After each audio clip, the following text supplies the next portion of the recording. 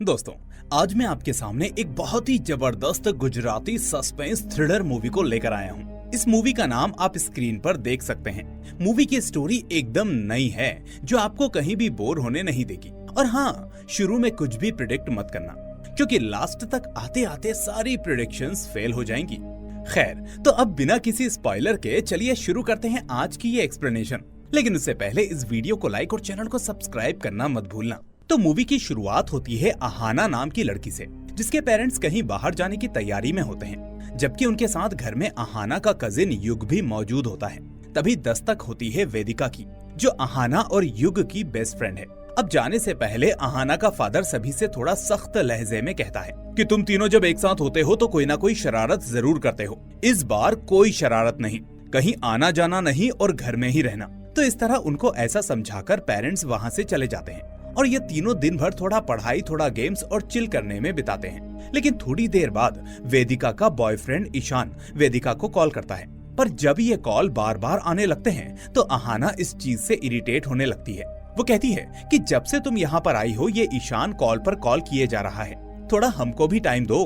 फिर रात हो जाती है, लेकिन इन तीनों को नींद कहाँ। इसलिए अहाना कहती है, मेरे पास एक जबरदस्त आइडिया है। अब युग तो कॉलर आईडी छुपाने में एक्सपर्ट है, इसलिए प्लान बनता है कि वो लोग कुछ रैंडम नंबर्स पर प्रैंक कॉल्स करेंगे। अब वेदिका इसके लिए तुरंत हाँ कह देती है, लेकिन युग बार बार ऐसा करने से मना करता है।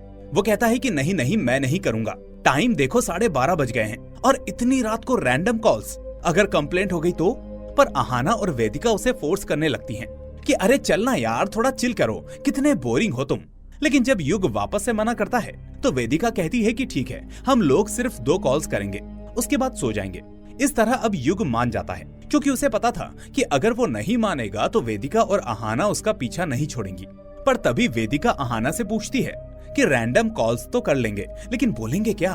तो अहाना कहती है कि चलो ऐसा बोलेंगे, आप कौन हो और क्या करते हो ये सब हमें पहले से पता है, बस यही सब। इस तरह अब आखिर में इन लोगों की खुराफात शुरू हो जाती है और फिर अपनी कॉलर आईडी हाइड करके अब इनका पहला रैंडम नंबर डायल होता है, जहां दूसरी तरफ से एक आदमी अपने बॉस की बीवी के साथ रोमांटिक मूड में होता है। अब फोन पिक होते ही अहाना, वेदिका और युग उससे बोलते हैं, तुम कौन हो हम जानते हैं और तुम क्या कर रहे हो वो भी हमको पता है। ये सुनकर वो आदमी घबराकर चिल्लाता है कि अरे मैंने कुछ नहीं किया, मैं तो मैडम से बात करने आया था, इन्होंने ही मुझे यहाँ पर रोक लिया। इसके बाद ये तीनों हंसते हैं और फोन काट देते हैं। फिर दूसरा नंबर डायल होता है, जहाँ एक आदमी आधी रात को जॉगिंग कर रहा था। अब ये लोग फिर से वही बोलते हैं, आप कौन हो हम जानते हैं और आप क्या कर रहे हो ये भी हमें पता है। लेकिन वो आदमी हैरान होकर पूछता है कि तुम सच में मुझे जानती हो और आखिर मेरा नंबर तुम्हें कहाँ से मिला? अब ये सुनकर इन तीनों की हवा निकल जाती है और ये कॉल कट कर देते हैं और फिर शुरू हो जाती है प्रैंक की बाढ़, जिसमें एक बंदा रिश्वत ले रहा होता है, दूसरा वॉचमैन जो कि सो रहा होता है, एक तरफ एक लड़की अपने बॉयफ्रेंड के साथ होती है। तो इस तरीके से इनकी प्रैंक कॉल्स चलती रहती हैं और ये लोग ऐसे ही मजे लेते रहते हैं। फिर आखिरकार युग थक कर सो जाता है, लेकिन अहाना और वेदिका आपस में बातें करते रहते हैं। अब वेदिका कहती है कि एग्जाम्स खत्म होने के बाद मैं ईशान के बारे में घर वालों को बताऊंगी, देखते हैं क्या होता है। इसी बीच घर की घंटी बजती है, जिस वजह से ये दोनों युग को नींद से जगा देते हैं कि अरे घर पर कोई आया है इतनी रात को, चलो बाहर जाकर देखते हैं। अब जब ये लोग दरवाजा खोलते हैं तो बाहर कोई नहीं होता, इसलिए अब युग गुस्से में चिल्लाता है, अरे यार कोई नहीं है, मुझे लगता है कि सो तो मैं रहा था लेकिन सपना तुम लोग देख रहे थे। लेकिन जैसे ही ये तीनों अंदर आते हैं तो एक अनजान शख्स इनके सामने बैठा होता है, वही आदमी जिसे इन्होंने प्रैंक कॉल किया था। असल में इस आदमी ने उस नंबर को ट्रैक करके घर को ढूंढ लिया था। खैर, अब वो आते ही इन तीनों को फिजिकली असॉल्ट करने लगता है और गुस्से में चिल्लाता है कि बताओ तुम तीनों मुझे कैसे जानते हो और आखिर मेरा नंबर तुम्हें कहाँ से मिला? इस बीच वो गन निकालकर धमकाता है, तो ये तीनों डर के मारे सच उगल देते हैं कि सर हम तो कुछ भी नहीं जानते, वो बस हमने प्रैंक कॉल किया था, वो भी रैंडमली, लेकिन कॉल आपको लग गया। ये सुनकर अब वो और डांटता है कि इतनी रात को रैंडम कॉल्स करना कोई खेल है क्या? आखिर तुमने कितने लोगों को फोन किया? तो ये कहते हैं कि करीब 10 लोगों को। तो इस पर वो कहता है कि फिर तो तुम तीनों को सबक सिखाना ही पड़ेगा, बताओ तुम्हारे मम्मी पापा कहाँ हैं? मैं अभी पुलिस बुलाता हूँ। पर अब ये तीनों रिक्वेस्ट करने लगते हैं कि सर प्लीज पुलिस मत बुलाइए, हम स्टूडेंट्स हैं, हमारा फ्यूचर बर्बाद हो जाएगा, हम अगली बार से ऐसा नहीं करेंगे। इसके बाद वो आदमी इनकी फोटो क्लिक करता है और सबसे पहले फोन लेकर उन 10 नंबर्स को डिलीट करवाता है जिस पर इन्होंने वो प्रैंक कॉल्स किए थे। फिर वो धमकी देता है कि मेरे यहाँ आने की बात किसी को मत बताना, ना ही पेरेंट्स को, वरना तुम्हारे फोटोज और स्टेटमेंट्स सोशल मीडिया पर वायरल कर दूंगा, फिर देख लेना अपना फ्यूचर। अब उसी वक्त अहाना के पड़ोसी की बीवी नींद में चलते हुए अपने घर से बाहर आती है, जिसके बाद उसका पति उसे समझाकर अंदर ले जाता है। लेकिन इसी बीच वो देखता है कि एक आदमी अहाना के घर की दीवार को कूदकर भाग रहा है। अब दोस्तों, ये वही आदमी था जो उन तीनों को धमकाकर वहाँ से जा रहा था। लेकिन पड़ोसी अब सोचता है कि ये असल में अहाना का बॉयफ्रेंड होगा, क्योंकि उसके पेरेंट्स बाहर गए हैं, इसलिए उसने उसे मिलने के लिए बुलाया होगा। अब सुबह होते ही अहाना के पेरेंट्स वापस आते हैं और ठीक उसी वक्त उनका वही पड़ोसी अपनी गाड़ी स्टार्ट करने की कोशिश में लगा होता है। तभी अचानक अहाना का पिता मजाक में उससे कहता है, जगदीश भाई 24 घंटे स्कूटर को किक मारते हो, कार कब लोगे? तो इस पर जगदीश जवाब देता है कि मेरी गाड़ी की चिंता छोड़िए, अपने घर की गाड़ी को थोड़ा धीमा करो, बहुत तेज चल रही है। इस पर वो पूछता है कि अरे क्या हुआ, ऐसा क्यों बोल रहे हो? तो जगदीश कहता है कि कल रात तुम्हारी बेटी अहाना ने अपने बॉयफ्रेंड को घर पर बुलाया था, जिसे मैंने अपनी आंखों से देखा था। वो तुम्हारे घर की दीवार कूदकर वापस गया था। अब ये सुनकर अहाना के पेरेंट्स शॉक हो जाते हैं और अंदर आकर फौरन उन तीनों से पूछते हैं कि कल रात घर पर कौन आया था। अब पहले तो ये लोग घबरा जाते हैं कि आखिर उनको इस बात का अंदाजा कैसे लगा, लेकिन तभी उनको उस आदमी की धमकी याद आती है। इसलिए ये तीनों एक सुर में कहते हैं कि अरे कोई नहीं आया, हम लोग तो मौज मस्ती कर रहे थे, लेकिन आप ऐसा क्यों पूछ रहे हो? पर इस बीच अहाना के पिता वेदिका के सर पर लगी चोट को नोटिस कर लेते हैं, जो उसे उस आदमी की वजह से लगी थी। अब वो उस चोट के बारे में पूछते हैं तो ये लोग कहते हैं कि वेदिका बाथरूम में गिर गई थी। इसके बाद उनके पेरेंट्स कहते हैं कि कल रात जगदीश ने किसी को घर से जाते हुए देखा था। तो इस पर अहाना कहती है कि जगदीश अंकल की बीवी को नींद में चलने की आदत है, शायद उन्होंने किसी की परछाई देखी होगी और उनको बताया होगा। और अब इन्हीं बातों के साथ साथ अहाना के पेरेंट्स एक और शॉकिंग बात शेयर करते हुए कहते हैं कि आज वापस आते वक्त हमें एक ट्रक ने जस्ट मिस कर दिया, यानी वो हमें लगभग ठोकने ही वाला था। अब अहाना के पेरेंट्स की वो ट्रक वाली बात सुनकर ये दोनों यानी वेदिका और युग भी घबराने लगते हैं। वो यही सोचने लगते हैं कि कहीं हमारे पेरेंट्स को तो कुछ नहीं हुआ। उनका दिमाग चलने लगता है कि शायद वो आदमी जो कल रात घर पर आया था वही ट्रक से इनकी फैमिलीज को नुकसान पहुंचाने की कोशिश कर रहा होगा। इसलिए अब डर के मारे ये तीनों अहाना के पेरेंट्स को सच्चाई बता देते हैं कि कैसे इन लोगों ने प्रैंक कॉल्स किए थे, जिसमें उस आदमी को कॉल लग गई और फिर पता नहीं कहां से वो घर पर आ गया और आखिर में धमकी देकर भी चला गया कि हम ये बात किसी को ना बताएं। अब अहाना के पेरेंट्स ये जानकर चौंक जाते हैं और मामला सीरियस होने की वजह से सीधा पुलिस स्टेशन जाने का फैसला करते हैं ताकि उस आदमी के खिलाफ कंप्लेंट कर सकें।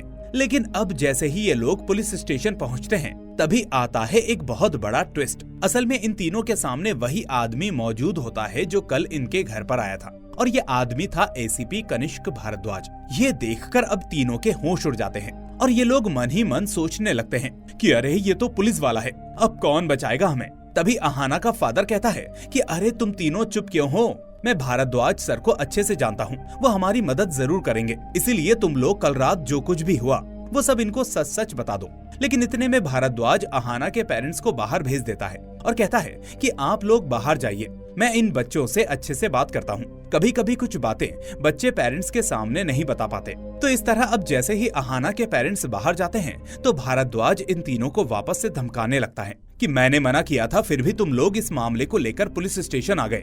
जिस पर ये तीनों कहते हैं कि हमारा आने का कोई इरादा नहीं था, लेकिन पड़ोसी ने आपको देख लिया और फिर अहाना के पेरेंट्स को बता दिया, जिसके बाद जब उन्होंने हमें डांटा तो डर की वजह से हमने सच बोल दिया। अब हालांकि ये लोग उसको वो ट्रक वाली बात नहीं बताते कि ट्रक से अहाना के पेरेंट्स बाल बाल बचे थे। और इतने में भारद्वाज इनसे कहता है कि फिलहाल मैं आखिरी वार्निंग दे रहा हूँ, लेकिन अगर ये चीज दोबारा हुई तो जैसा मैंने कहा वही होगा। फिर वो कहता है कि अब तुम तीनों अपने चेहरे पर मुस्कान लेकर बाहर जाओ और अपनी पढ़ाई पर ध्यान दो और साथ ही कल रात की बात को भूल जाओ, मैं भी भूल जाता हूँ। अब ये सुनकर तीनों ठीक ऐसा ही करते हैं, लेकिन कहानी यहाँ रुकती नहीं। फिर हम देखते हैं कि इंस्पेक्टर भारद्वाज अपने कमिश्नर के पास जाता है उससे कुछ बहुत ही जरूरी बात करने। असल में बात यह है कि उसकी बीवी का नाम है नंदनी और इस वक्त नंदनी एक कैंसर पेशेंट है जिसके इलाज में भारद्वाज बहुत ही लंबे समय से लगा हुआ है। लेकिन अब दिक्कत यह है कि डॉक्टर्स ने कह दिया है कि उसका इलाज यहाँ नहीं हो सकता और उसे जल्द से जल्द अमेरिका ले जाना होगा।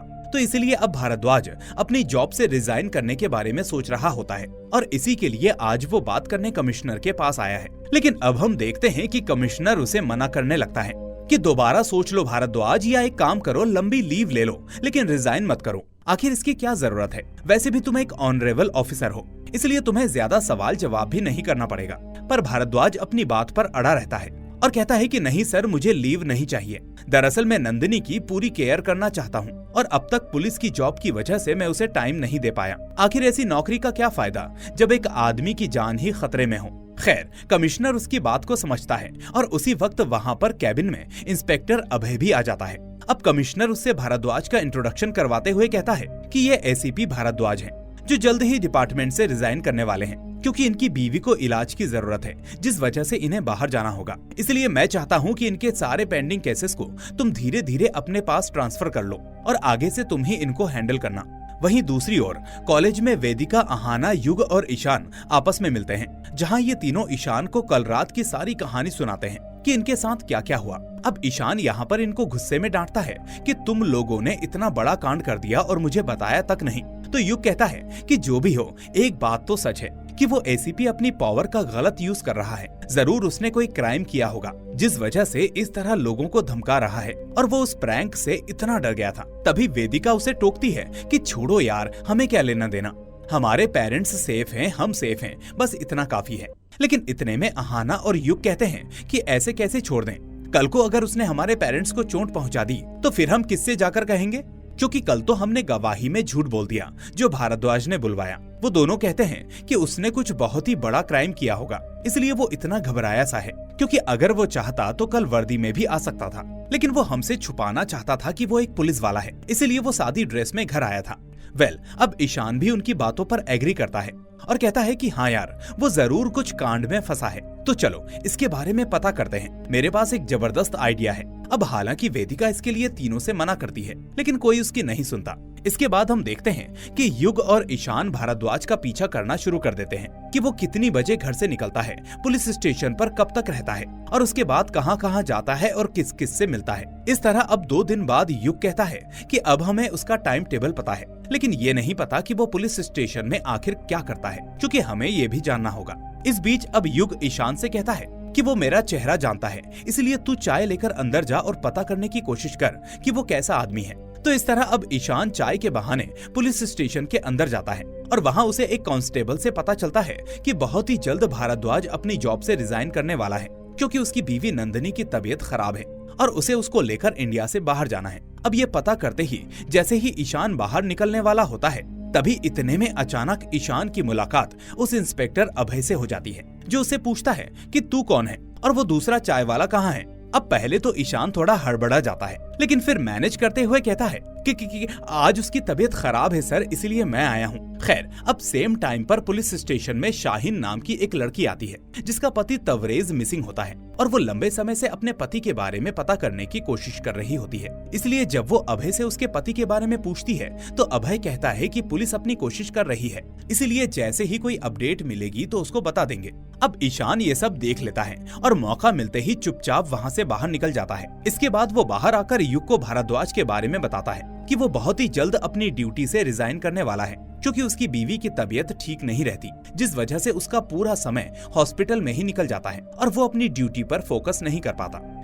अब दूसरी ओर हम इंस्पेक्टर अभय की फैमिली को देखते हैं, जिसमें उसकी बीवी थी। अब असल में उसकी बीवी चाहती थी कि अभय जल्दी से जल्दी अपना खुद का घर ले ले, जिस वजह से वो उसके ऊपर होम लोन कंपनी से बात करने का दबाव भी डालने लगती है। इसलिए हम देखते हैं कि आज एक बैंक वाला उनके घर आकर होम लोन के बारे में डिस्कस भी करता है, लेकिन अभय को ये आइडिया पसंद नहीं आता, क्योंकि उसके हिसाब से उसकी सैलरी अभी काफी कम थी और उसे घर से पहले और भी कई जिम्मेदारियां पूरी करनी थी। दूसरी तरफ उसी शाम युग और ईशान भारद्वाज का पीछा करते हुए एक छोटे से रेस्टोरेंट में पहुंचते हैं। अब वहां एक आदमी भारद्वाज के पास आकर उसको उसकी बीवी नंदिनी की मेडिकल रिपोर्ट्स देता है, जिसे देखकर भारद्वाज उससे कहता है कि वाह, ये तो बिल्कुल ओरिजिनल लग रही है। तभी उस आदमी के पास किसी का फोन आता है, जिसके बाद वो फोन वाले आदमी से किसी जंगल के बारे में बात करने लगता है। फिर कॉल कट होने के बाद भारद्वाज उससे पूछता है कि क्या हुआ, कोई दिक्कत है? तो वो आदमी कहता है कि कुछ देर पहले एक ट्रक जंगल के रास्ते से जा रहा था और वहाँ पर एक छोटी सी प्रॉब्लम हो गई थी,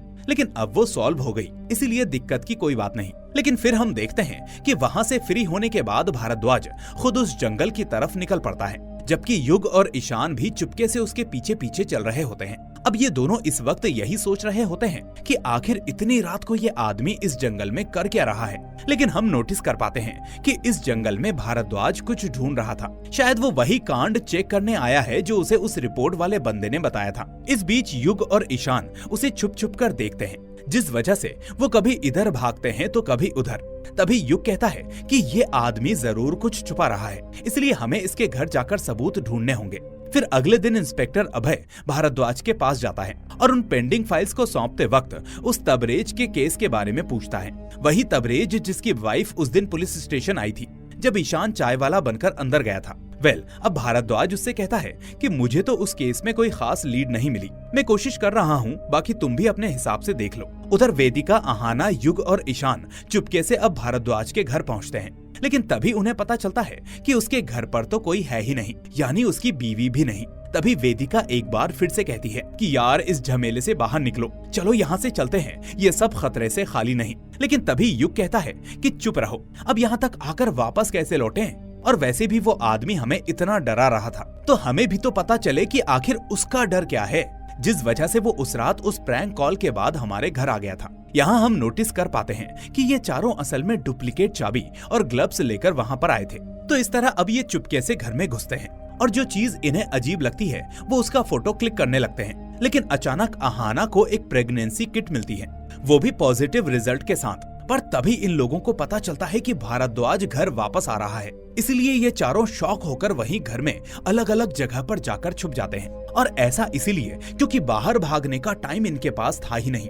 खैर, थोड़ी देर के बाद भारद्वाज को शक हो जाता है कि उसके घर में या आसपास कोई है, और जब वो चेक करने के लिए बाहर निकलता है तो ये देखकर आहाना, वेदिका, युग और ईशान फौरन अपनी जगह से निकलकर घर से बाहर भागने की कोशिश करते हैं। लेकिन तभी ईशान का पैर फिसलता है और वो जोर से गिर पड़ता है, जिस वजह से उसके पैर में चोट लग जाती है और वो मजबूरन वहीं छुपा रहता है। जबकि आहाना, युग और वेदिका बाहर निकल जाते हैं। उसी वक्त भारद्वाज को पुलिस स्टेशन से फोन आता है और वो घर से बाहर जाने लगता है, जिसे देखकर ईशान को सुकून मिलता है कि वो भी अब बाहर निकल जाएगा। इस तरह अब ईशान जैसे ही बाहर निकलने की कोशिश करता है, वैसे ही अचानक भारद्वाज उसके सामने आ जाता है, यानी वो बाहर जाने का नाटक कर रहा था। उधर हम देखते हैं कि वेदिका, आहाना और युग गाड़ी में पहुंचकर ईशान का इंतजार करने लगते हैं और वेदिका बहुत घबराने लगती है। वो कहती है कि हमें ईशान को लेने जाना होगा, उसकी जान खतरे में है। लेकिन युग कहता है कि तुम फिक्र मत करो, वो आ जाएगा। पर जब काफी देर तक ईशान नीचे नहीं आता तो देर होने पर युग कहता है कि तुम दोनों गाड़ी लेकर घर जाओ, मैं ईशान का पता करता हूँ। फिर जब युग भारद्वाज के घर पहुँचता है तो वो लॉक होता है और भारद्वाज भी वहाँ पर नहीं होता। अब उसी रात हम देखते हैं कि ईशान जंगल में उसी जगह पर बेहोश पड़ा था जहाँ कल रात भारद्वाज आया था। फिर होश में आने पर वो भागने की कोशिश करता है, लेकिन भारद्वाज उसका पीछा करता है। इसके बाद दोनों के बीच में जबरदस्त हाथापाई होती है और इसी बीच ईशान भागते हुए सड़क के पास पहुंचता है, जहां उसे एक ट्रक टक्कर मार देता है, जिसमें उसकी जान चली जाती है। फिर सुबह जब पुलिस और फॉरेंसिक टीम जंगल पहुंचती है तो उन्हें शॉकिंगली ईशान के पॉकेट से कुछ नशीले आइटम्स के पैकेट्स भी मिलते हैं। अब इत्तेफाकन इंस्पेक्टर अभय ही इस केस की जांच के लिए आता है और उसे पता चलता है कि ट्रक की टक्कर से इस लड़के की जान चली गई। लेकिन तभी ईशान का चेहरा देखकर वो उसे पहचान लेता है कि ये लड़का तो 2 दिन पहले पुलिस स्टेशन चाय देने आया था। अब अभय सोचता है कि आखिर ये लड़का ड्रग्स में कैसे शामिल हो सकता है। फिर इन्वेस्टिगेशन में अभय को यहाँ पर 2 लोगों के फुटप्रिंट्स मिलते हैं, जिससे उसको शक हो जाता है कि कल रात ईशान के साथ यहाँ पर कोई और भी मौजूद था। उधर वेदिका ईशान के मरने की खबर से टूट जाती है, जबकि आहाना और युग उसे समझाने की कोशिश करते हैं। लेकिन वेदिका कहती है कि अब मैं पुलिस स्टेशन जाकर कमिश्नर से उस भारद्वाज की कंप्लेंट करूंगी। लेकिन ये दोनों उसे रोकते हैं कि इतनी जल्दी डिसीजन मत लो और थोड़ा सोच समझकर कदम उठाओ। दूसरी ओर भारद्वाज अब वेदिका और आहाना के पेरेंट्स को बुलाकर कहता है कि कल रात ईशान की मौत हो गई और वो उस जंगल में नशीले पैकेट्स को डिलीवर करने गया था। ये सुनकर उन दोनों के पेरेंट्स शॉक हो जाते हैं और कहते हैं कि सर, हमें तो पता था कि ईशान एक अनाथ लड़का था, हॉस्टल में रहता था और उसकी हमारे बच्चों से अच्छी दोस्ती थी।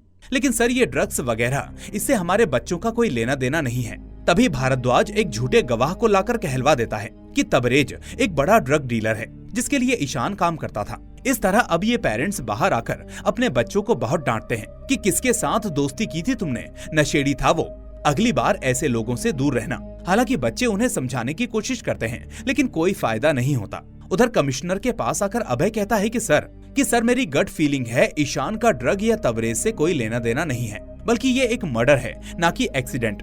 जिस पर कमिश्नर कहता है कि ठीक है, जांच जारी रखो और चाहो तो भारद्वाज की मदद ले लो। इसके बाद अभय तबरेज की फाइल चेक करता है ताकि ईशान के साथ कोई कनेक्शन ढूंढ सके, लेकिन वो देखता है कि उस फाइल में से कुछ पेजेस गायब होते हैं। फिर वो कांस्टेबल से पूछता है, लेकिन उसे भी कुछ पता नहीं होता। अब उसी रात वेदिका अहाना और युग को एक वीडियो दिखाती है जिसे ईशान ने उसको एक हफ्ते पहले भेजा था। अब ये लोग वीडियो प्ले करते हैं जिसमें ईशान इमोशनल होकर कहता है, मैं अनाथ हूँ लेकिन तुम दोस्तों ने मुझे ऐसा महसूस होने नहीं दिया, खासकर वेदिका, तुमने मुझे बहुत प्यार किया।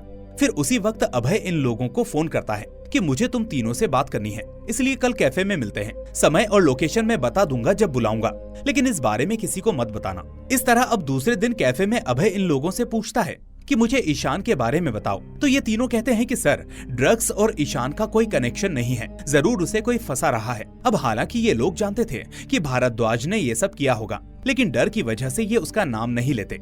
इसके बाद अभय पूछता है कि क्या तुमने कभी ईशान के मुंह से तबरेज का नाम सुना था? तो ये लोग कहते हैं कि नहीं सर, ये नाम तो हमने आपके मुंह से सुना है। अब उसी वक्त भारद्वाज अभय को फोन करता है उस तबरेज के केस के बारे में पूछताछ करने के लिए। असल में बात यह है कि तबरेज को लेकर भारद्वाज सबूत इकट्ठा करने में लगा है, इसलिए अब वो इसी बारे में अभय से पूछता है।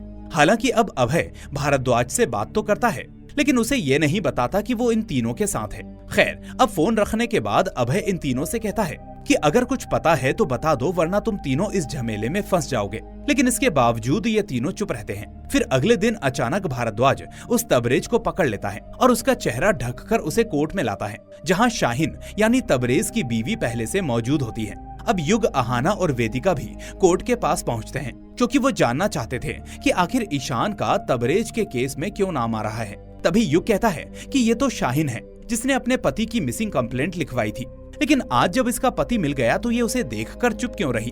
तो इस तरह वो अहाना से कहता है कि हमें इस केस के अंदर तक जाना होगा, और फिर वो अहाना को एक छोटी सी डिवाइस देते हुए कहता है कि इसे शाहीन के बैग में डाल दो, इससे हम उसके आसपास की बातें सुन पाएंगे। तो अब अहाना वो डिवाइस लेकर शाहीन के बैग में डाल देती है। तभी वो लोग सुन पाते हैं कि भारद्वाज अपने वकील से डिस्कस करता है कि ये केस हमारे फेवर में होना चाहिए, ध्यान रखना। फिर वकील के जाने के बाद वो शाहीन को साइड में ले जाकर डांटता है कि पागल हो गई हो क्या, तुम यहाँ पर क्यों आई? जिस पर शाहीन थोड़ा रोमांटिक लहजे में कहती है, हम कब मिलेंगे? तो भारद्वाज कहता है कि जब तक ये मामला सुलझ नहीं जाता हम नहीं मिलेंगे। असल में इन दोनों का कनाडा जाने का प्लान होता है, जिसके बारे में पूछने शाहीन यहाँ पर आई थी। लेकिन फिलहाल वो शाहीन से कहता है कि हाल ही में एक प्रॉब्लम आई थी जिससे मैंने छुटकारा पा लिया है, लेकिन अभी 3 बच्चे बचे हैं। अब ये सुनकर ये तीनों सोचते हैं कि 200 करोड़ की बात हो रही है, ऊपर से ये दोनों कनाडा जाने वाले हैं, इसका मतलब दाल में जरूर कुछ काला है। खैर, इसके बाद वेदिका और अहाना शाहीन का पीछा करते हुए उसके घर का पता लगा लेती हैं। फिर अगले दिन शाहीन जब नहा के बाहर आती है तो उसे एहसास होता है कि कोई उसके घर में घुसा है, और फिर जब वो गन लेकर तलाशी लेती है तो वहाँ इंस्पेक्टर अभय मौजूद होता है। अब शाहीन उस पर चिल्लाती है कि तुम्हारी इतनी हिम्मत, आखिर तुम मेरे घर में घुस कैसे आए? पुलिस ऐसे ही कहीं घुस जाती है क्या? तो अभय कहता है कि मैंने तो दरवाजा खटखटाया था, लेकिन जब किसी ने नहीं खोला तो मुझे ऐसे आना पड़ा। वो आगे कहता है कि तुम तो अपने पति की खोज कर रही थी, फिर जब वो कल कोर्ट में आया तो तुम कनाडा क्यों जाने लगी? यानी अभय को भी ये बात पता चल चुकी थी कि शाहीन देश से बाहर जाने की सोच रही है, लेकिन शाहीन उससे कहती है कि तबरेज का केस एसीपी साहब हैंडल कर रहे हैं, फिर मैं तुमसे इस बारे में बात क्यों करूंगी, इसलिए अब जाओ वरना एसीपी साहब को फोन कर दूंगी। अब उसी रात शाहीन टैक्सी पकड़कर एयरपोर्ट की ओर निकलती है और ये तीनों वेदिका, अहाना, युग उसका पीछा करते हैं। फिर रास्ते में टैक्सी ड्राइवर शाहीन को अलर्ट करता है कि मैडम, लगता है कोई हमारा पीछा कर रहा है, जिससे शाहीन सतर्क हो जाती है और एयरपोर्ट का प्लान कैंसिल कर देती है। इसके बाद वो गाड़ी घुमाने को कहती है और फिर एक होटल के पास पहुंचती है। अब यहाँ आता है एक शॉकिंग ट्विस्ट, जहां हम देखते हैं कि वो अपना हुलिया बदलकर एक हिंदू लड़की बन जाती है, जिसे देखकर ये तीनों हैरान रह जाते हैं कि आखिर ये शाहीन ने अपना लुक कैसे बदल लिया, क्या ये सच में हिंदू है या नाम कुछ और है। इसके बाद शाहीन नंदिनी की आईडी दिखाकर होटल में रूम लेती है और ठीक उसी वक्त भारद्वाज भी वहाँ पर पहुँच जाता है। फिर होटल में शाहीन भारद्वाज को हक करके कहती है, 3 लोग मेरा पीछा कर रहे थे तो मुझे कुछ समझ में नहीं आया, इसीलिए मैं यहाँ आ गई। अब भारद्वाज समझ जाता है कि वो 3 लोग यही होंगे, इसलिए वो गुस्से में कहता है कि मुझसे बड़ी गलती हो गई, मुझे उस लड़के ईशान के साथ इन तीनों को भी ठोक देना चाहिए था। खैर, अब ये दोनों पैसे की बात करने लगते हैं कि वो पैसे बिल्कुल सेफ हैं, फिर उसी वक्त जेल से तबरेज भारद्वाज को फोन करता है कि सर आपने कहा था कि कोर्ट के बाद मैं छूट जाऊंगा, लेकिन केस अगली तारीख पर शिफ्ट हो गया है, ऐसे कैसे चलेगा सर। तो भारद्वाज उसको ये कहते हुए बात को टाल देता है कि अरे तबरेज, ये कोर्ट का मामला है, थोड़ा टाइम तो लगेगा, तुम फिक्र मत करो, मैं सब संभाल लूंगा। उधर हम देखते हैं कि अभय तबरेज की फोटो लेकर उसकी तलाश में जुटा रहता है। वहीं घर पहुंचकर अहाना और युग को झटका लगता है क्योंकि भारद्वाज वहां पहले से बैठा होता है। फिर हल्की सी बातचीत के बाद वो उन दोनों को वापस धमकी देता है कि मेरे रास्ते का कांटा मत बनो, वरना तुमको भी रास्ते से हटा दूंगा।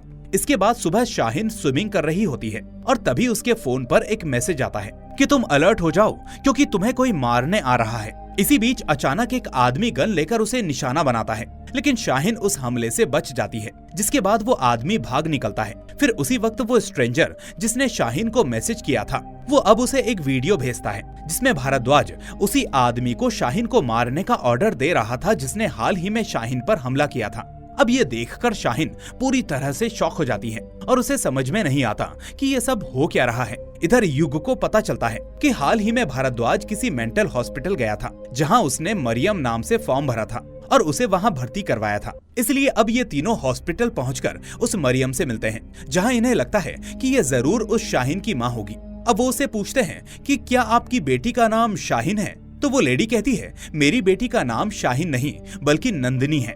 अब ये सुनकर ये लोग शॉक हो जाते हैं। फिर ये लेडी अपनी बेटी नंदिनी के बारे में बताती है, जिसके बाद सीन यहाँ से फ्लैशबैक में जाता है। असल में नंदिनी एक जर्नलिस्ट थी जो एक रात रोती हुई अपनी माँ के पास आई थी। वो कह रही थी कि भारद्वाज का अफेयर शाहीन नाम की लड़की से है और ऊपर से वो ड्रग्स का धंधा भी चलाता है। उसने अपनी माँ से कहा था कि मैंने सारे सबूत लैपटॉप में सेव कर दिए हैं। जिसके बाद नंदिनी वो लैपटॉप अपनी माँ को देकर वापस चली गई, लेकिन प्रेजेंट में उसकी माँ कहती है कि मेरी बेटी उस दिन के बाद से आज तक नहीं लौटी। फिर वो बताती है कि अब मुझे मेरे दामाद भारद्वाज ने पागल साबित करके इस हॉस्पिटल में दाखिल करवा दिया है। आगे हॉस्पिटल का एक आदमी भारद्वाज को इन तीनों के बारे में बताता है कि कोई 3 लोग आपकी पेशेंट से मिलने आए थे। अब भारद्वाज समझ जाता है कि ये लोग नहीं मान रहे। उधर ये तीनों नंदिनी के घर जाकर उस लैपटॉप को ढूंढते हैं, जहां एक सीक्रेट जगह से उन्हें वो लैपटॉप आखिर में मिल जाता है। इतने में युग उस लैपटॉप का डेटा अपनी पेन ड्राइव में कॉपी कर लेता है, लेकिन तभी भारद्वाज भी वहां पर पहुंच जाता है। वो कहता है कि वाह, मुझे ये लैपटॉप नहीं मिला, जबकि मैंने इसे इतना ढूंढा, पर अब तुमने मेरा काम आसान कर दिया। अब उसी वक्त अचानक कोई उसका दरवाजा खटखटाता है, जिसे सुनकर खुद भारद्वाज भी शॉक हो जाता है कि आखिर उसके दरवाजे पर कौन होगा। इसलिए अब उन लोगों को दूसरे कमरे में लॉक करके जब वो दरवाजा खोलता है तो उसके सामने वही अभय होता है। अब अभय को देखकर भारद्वाज गुस्से में कहता है, क्या तुम सस्पेंड होना चाहते हो? मैंने तुमसे कहा था कि तबरेज का केस मैं हैंडल कर रहा हूँ, फिर भी तुम शाहीन के घर चले गए। जिस पर अभय कहता है कि मैं तो ईशान के केस को फॉलो अप कर रहा था, इसलिए मुझे वहां जाना पड़ा। इसके बाद अभय को भेजकर जब वो वापस आता है तो तब तक वो तीनों गायब हो चुके होते हैं। फिर उसी वक्त शाहीन भारद्वाज को फोन करती है और कहती है कि मुझे लगता है कि अभय को हम पर शक हुआ है, इसलिए जल्दी हमारे प्लेस पर आ जाओ, देखते हैं कि पैसे सेफ हैं या नहीं और फिर आगे की प्लानिंग करते हैं। इसी बीच भारद्वाज का वकील उसे फोन करता है और कहता है कि सर, दूसरे वकील ने साबित कर दिया है कि तबरेज निर्दोष है, यानी अब कोर्ट आप पर एक्शन लेगा। लेकिन ये सब भूलकर फिलहाल भारद्वाज वही जंगल में पहुंचता है जहां शाहीन की गाड़ी पहले से मौजूद होती है। अब हम नोटिस कर पाते हैं कि ये वही जगह है जहां भारद्वाज अक्सर आता रहता है और जहां उसने ईशान को मारा था। खैर, तभी अचानक 3 गोलियां चलती हैं और जब वो वहां जाकर देखता है तो उसे पता चलता है कि शाहीन ने वेदिका, अहाना और युग को गोली मार दी है। अब वो चीखता है, शाहीन, तुमने ये क्या कर दिया? मैं पहले से ही प्रॉब्लम में हूँ। जिस पर शाहीन कहती है कि फिक्र मत करो, इन्हें ठिकाने लगा देंगे, पहले पैसे निकालो फिर चलते हैं। इसके बाद भारद्वाज एक गड्ढा खोदकर उसमें से 200 करोड़ रुपए का बैग निकालता है, लेकिन तभी अचानक वो शाहीन पर गन पॉइंट कर देता है और कहता है, सॉरी शाहीन, मैं अब कोई और सबूत रखना नहीं चाहता, मैं ऑलरेडी बहुत फंस चुका हूँ। अब उसी वक्त अभय और एक पुलिस वाला भी वहाँ पर पहुँच जाते हैं और फिर हमें पता चलता है कि असल में अभय पहले से भारद्वाज पर शक करके उसे फॉलो कर रहा था, और तो और रेस्टोरेंट, घर और शाहीन की टैक्सी का ड्राइवर भी वही था। फिर फ्लैशबैक में हमें पता चलता है कि नंदिनी अपनी प्रेगनेंसी टेस्ट के बाद भारद्वाज का इंतजार कर रही थी ताकि उसे खुशखबरी दे सके, लेकिन तब तक उसे भारद्वाज के ड्रग्स के धंधे के बारे में पता चल चुका था और उसके पास भारद्वाज के खिलाफ सबूत भी थे। लेकिन भारद्वाज ने उसे डांटा कि अपना जर्नलिज्म अपने पास रख और मेरी न्यूज कवर मत कर। अब बात ये थी कि असल में भारद्वाज ऐसे ही एक फेक नाम यानी तबरेज के नाम पर अपने ड्रग्स का काम करता रहता है, बल्कि पुलिस डिपार्टमेंट में इसने वही फेक तबरेज की स्टोरी चला रखी होती है जिसकी बीवी इसने शाहीन को बना रखा था। और यही बात अब नंदिनी को पता चल चुकी थी। लेकिन जब वो अपनी माँ को वो लैपटॉप देकर वापस घर लौटी तो अचानक शाहीन उसके एक कमरे से बाहर निकली, जिसे देखकर नंदिनी शॉक हो गई और उसने भारद्वाज से कहा कि तुम घर में इस लड़की के साथ थे। लेकिन इतने में भारद्वाज ने नंदिनी को कुछ और बोलने का मौका ही नहीं दिया और उसे स्टैब करके मार डाला। इसके बाद उसने नंदिनी की लाश को जंगल में सल्फ्यूरिक एसिड से डिस्पोज कर दिया और 200 करोड़ वहीं दफना दिए ताकि वक्त आने पर वहां से पैसे निकालकर कनाडा भाग सके।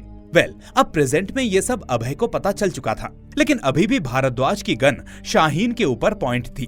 पर तभी अचानक हम देखते हैं कि वेदिका, अहाना और युग मरे नहीं थे, बल्कि वो अब शाहीन के साथ मिल चुके थे और ये सब इन्हीं का प्लान था।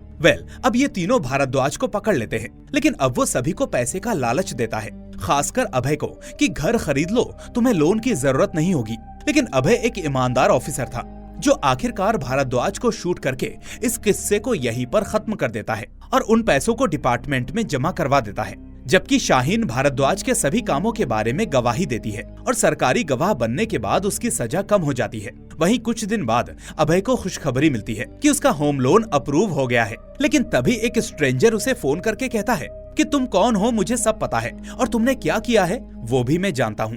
और इसी सस्पेंस के साथ ये मूवी यहीं पर एंड हो जाती है। और दोस्तों, इसी के साथ इस वीडियो को लाइक करके कमेंट कर दीजिए कि आपको ये मूवी कैसी लगी। साथ ही चैनल को सब्सक्राइब करके नोटिफिकेशन बेल को भी दबा दीजिए ताकि कोई भी वीडियो आपसे मिस ना हो। अब मैं मिलूंगा आपसे अगली ऐसी ही शानदार वीडियो के साथ। Till then take care and thanks for watching.